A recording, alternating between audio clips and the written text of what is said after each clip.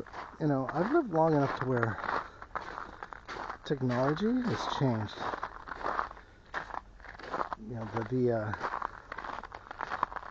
the basis for this technology hasn't, of course. I know fundamentals, but young people just don't know.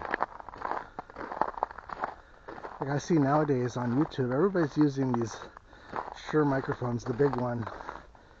It's the moment the model number escapes me. But I think it's a 44. It's a large diaphragm dynamic mic. That's best for vocals, and everybody's using it. I know miking techniques. I mean, is that so important anymore? Yeah. But technology is changing. It's changing fast. Or the interface to technology is changing fast. That's what it is. Because quite frankly, digital's interesting, but analog is far more interesting. It's far more complicated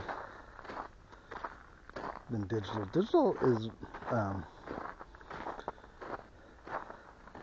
don't want to say simple, but it's understandable. It's understandable how CMOS works, how BIOS works, how there's a logic involved, and analog is not. Analog's like voodoo.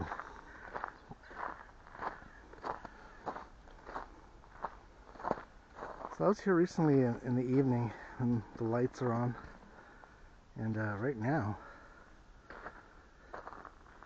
it's very foggy.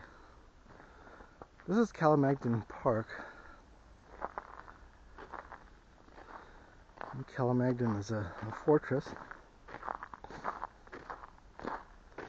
So I'm getting a lot of people, you know, commenting on my videos, and because I blab, and of course I don't know everything. And some people are very sensitive to certain things, especially if I talk about Serbia, which I only know what I know, which isn't so much. But I was recently corrected by saying that Serbia was part of the USSR, and it wasn't. It was part of Yugoslavia, and Yugoslavia was part of the USSR. Now, I thought, wow, you know what, they're pretty sensitive about that. And then I would have to think about, you know, things that I'm sensitive about, things that I know about. If I know about something, and somebody's saying something wrong, I'm like, hey! So they called me out on it. And thankfully so. I'm not the kind of person that, you know, tries to defend my words, because unless I'm really confident about what I'm talking about. I'm confident about talking about the movie industry from the 70s, 80s, 90s, and 2000s. You know, I know about that. I can confidently speak about that. And I will correct people. But I don't know the history of Serbia so well. I only know that I'm so thankful that I'm here. Thankful for the opportunity to be here.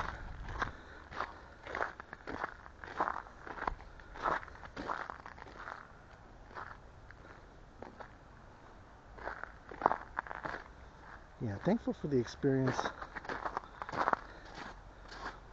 I'm thankful I'm in a safe country with so many nice people, pretty girls, you know, affordable, yet getting more expensive all the time, just like everywhere.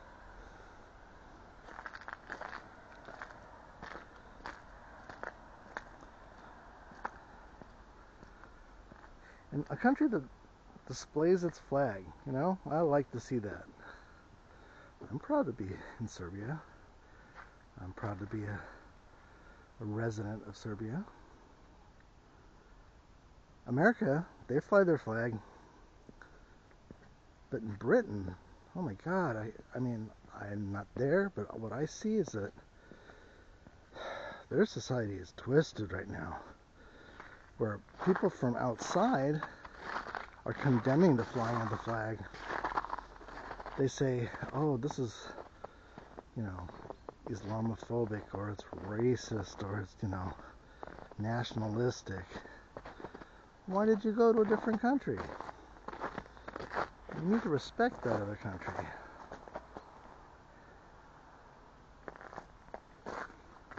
You should assimilate. That's what's beautiful. I mean, honestly, I miss certain things about America.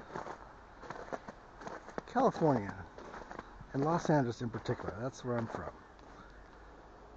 California has every nationality represented. I mean every nationality. There are Serbian Orthodox churches there in California I've been to. There's Vietnamese, communities. There's Indian communities. There's Chinese communities. There's Mexican communities. There's black communities. Everybody has their own area, which is cool because you can be around your people. But in my experience, they didn't try to. No one group said, I'm going to make this place all what I like. That was not a thing. And one danger I see right now, and I hate to say it because it's controversial, is, Islam likes to have its own laws, and they want to actually, judge people by their laws in a country that's not their country. It's not primarily Islamic. You can't do that. You have to respect where you are. It's kind of crazy.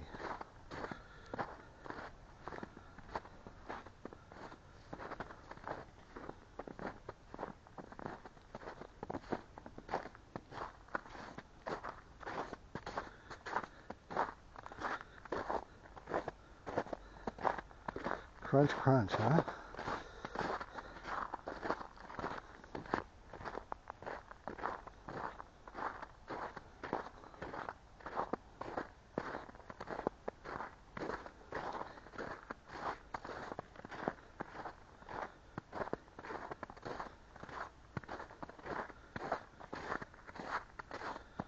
So something I'm trying to do, something I'm interested in, is what's known as plasmoid technology and the thunderstorm generator.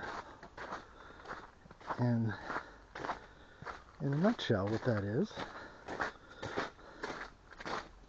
hello. What that is it's a device that's put on an internal combustion engine.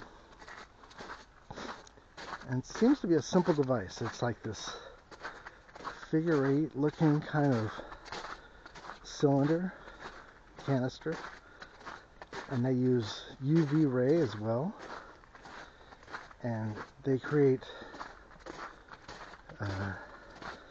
these toroidal,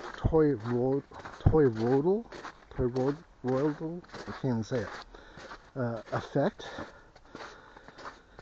And it basically removes the carbon from the exhaust. Now I've seen videos on it, and many people I know, they don't believe it's possible because it goes against our current knowledge of physics.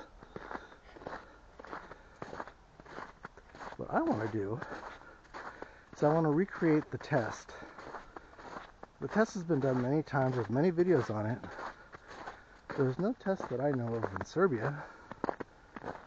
I'm trying to get some cooperation, support, to create the test. Now the test, it can be done for $4,000. For 4,000 euro, for 400,000 dinar.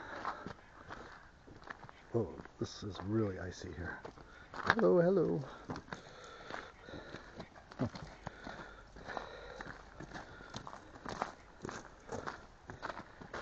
Okay, that's really slick.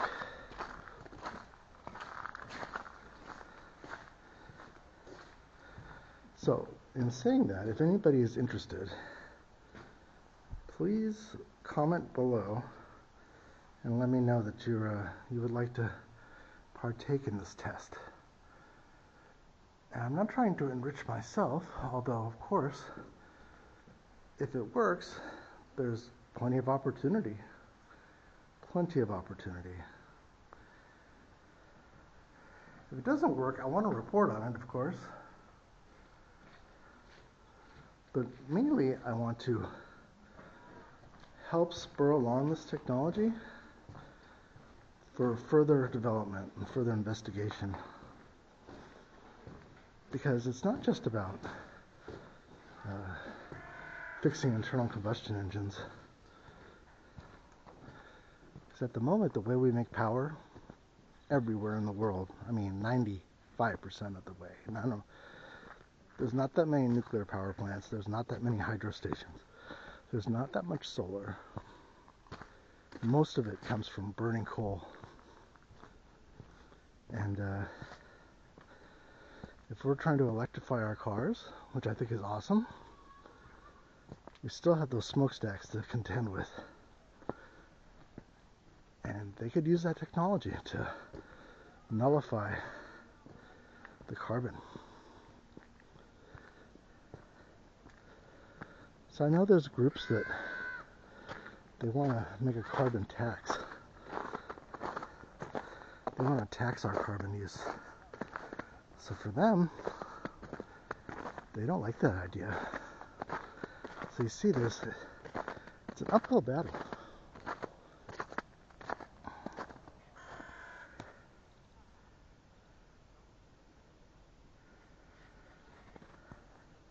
Otherwise, why wouldn't that be bigger news?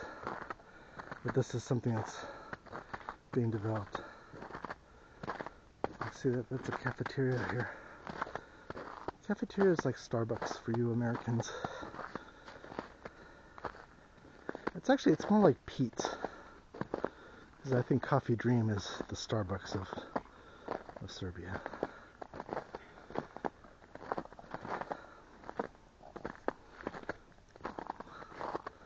Yeah, see there. It is icy here.